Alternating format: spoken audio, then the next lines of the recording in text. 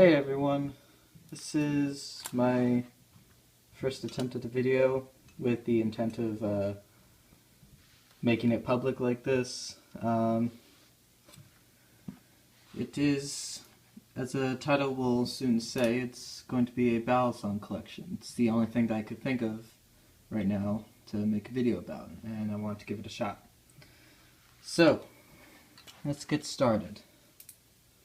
This first one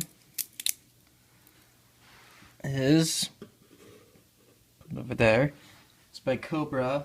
It has a modified, well, so that you can see it better, it has a modified spear, or not a spear tip, but a harpoon blade. I already said it was made by Cobra. That one's a good starter one, only about $14. It's pretty cheap, it's light, it's reliable. It's a good knife to start off with if you think you might want to find out how to fix them, repair them, modify them. It's a good one to start off with. Also because it only has about half of an edge, so you're less likely to cut yourself if you're a beginner. It's also very light and everything, which is always good for beginners. Second one is also by Cobra. It's a hieroglyph, and it's their pink one. They have a few different colors, but they're all basically the same. That one I've had a long time. It's also pretty reliable. It's about $20. I really like the handles and how it feels, and just, you know, when flipping it. It's one of my better knives that's still fairly cheap. So if you're looking around for a good yet inexpensive knife, I would suggest the hieroglyph. And like I said, they have a few different colors, so you don't necessarily have to get the pink one. I only got the pink one because I saw it in a store. Most of the others are online. Next one, I also got in a store, also by Cobra. I'm getting all the Cobras out of the way. The only thing I know about this knife is this type of handles, micarta. They're very thick and everything. I wouldn't suggest this. It looks like a good medium knife, but it's got a few drawbacks to it. You know, it is kind of light. The handles are very thick. The edges of the handles are not rounded, so it's very easy to pinch yourself on them. So considering there are better knives than that in the $20 range, I would stay away from that one. What do we have next? This is a small one. It's referred to as a Slim Jim. I don't know what company made this, but I mainly got it because I'd seen them before. I kind of wanted one, and then I saw one. It's not the best flipper. I don't like how it has the tang pins like that. I like screws, so that if I need to do any maintenance, that's usually where the knife will need it, is in its pivot area. And with tang pins, you can't really do much. Or not tang pins, but just the pins. You can't do much. I like the screws better. This next one I got because I work next to the guy who had this in his store, so he gave it to me at a discount. I just got it because it looks kind of cool. It's about $25. I have no idea who made this. Apparently the Chinese did. You can't really see that. Doesn't really matter. The next one, I got this because it was cheap and because I'd seen them before, not because it's a good flipper or anything. I don't know if these have a name, but it's the type of Balisong that flips sideways. This particular one is stuck in a certain area. But instead of flipping, or the handles pivoting the way that all these others do, they pivot the opposite way.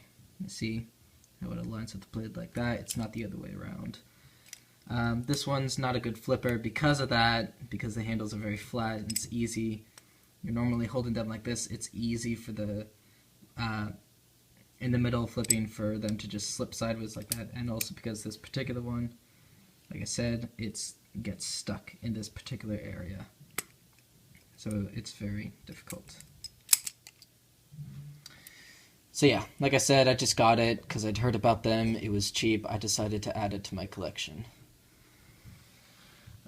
These last three are ones that I got because I was fed up with cheap ones. I wanted some better ones. This was the first one. This is the first performance flipper that I got. The Model 51. I like it. It has a spring latch. It's kind of small. It's very light. It does have some blade play, but that can be fixed. Yeah, the 51 is a pretty good knife. I like it a lot. It's always very reliable. Alright. There's going to be a jump there. Sorry about that. I got interrupted. Anyways, where I left off, Model 51. It's a good buy. There are definitely worse knives for probably more expensive out there. That one was about $200. The one I got after that is the Bradley Chimera. I want to say 6 or 7. I actually can't remember right now. It's one of the two. It's the one with the Tonto tip. I got this one for about $80. I like this one because it's very well put together. One thing about it that I didn't notice until I got it is that its pivot screws are much wider. Let's take a little comparison. So you see they're much bigger than on the 51 and on a lot of these others, which means that there is very little room at the ends here for the handles to have any blade play. And then, so it's very well put together. It always feels very sturdy when I'm flipping it. Another nice thing is that it's heavy, which is good for really practicing. Just when you come across a new trick, it's good to start off with a lighter blade, but then move on to a heavier one. And the last knife that I have, definitely, I spent the most on this one. It's definitely my favorite. I carry these things around a little bit more often than I should, but almost every single time I carry a knife with me, it's this one. The Microtech Tachyon 2. Yeah, like I said, I love this knife. It's the most well-balanced of any of these. It looks really cool. I love the feel of the handles. I got the stonewash ones with the cuts in them. I understand there's a type with a different colored blade, and if you want plain handles or the ones with the spaces in here. The only difference is how heavy you want it. I haven't tried the other kind, so I'm not sure how much difference it makes. But right now, I love this one. It's not too light, it's not too heavy. It's a very good flipper. There are two things about this besides the price to take into consideration if you're trying to think of which one to buy. First off, this part only matters if you think you'll be doing maintenance on it or anything, which I've had this for a few months and I haven't had to do any maintenance in this area, at least. The other part we're going to get to. But all these others use torque screws. Very common, I mean, besides this one, obviously, very common in Balisongs to use the torque screws. Oh, and this one, but we're not going to worry about that. This one does have torque screws, but it's difficult to see. But it uses security torque screws. I'm not sure why they did that. All that really means for you, though, is that if you get this one and something goes wrong with this, even if it just gets loose, you're going to have to probably order security torque tools. It's certainly possible to buy them. You just, it's going to be unlikely that you find them in a store. You probably have to order them online. But like I said, I've had this for a while and it hasn't gotten loose on me yet, which is kind of uncommon. The other problem that I have with this, I don't know if it's this whole series or if it's just this particular knife, but the latch is just big enough to go up against the insides of the opposite handle. And what that means is that it scrapes up along them. You can see there where the glare is. That's because I had to file that down, because it actually pushes the metal inwards, meaning that over time, if you don't file it down, and I actually haven't filed this down in a while, push them together, you heard that kind of clicking in. It's easier to see when it's coming out. it should have come out a lot easier. You had to file it down if you want the latch to come out at all, because if you don't and you just keep putting the latch in and out, eventually it's going to build up to the point where it's very difficult, almost impossible, to get the latch in and out of that little space.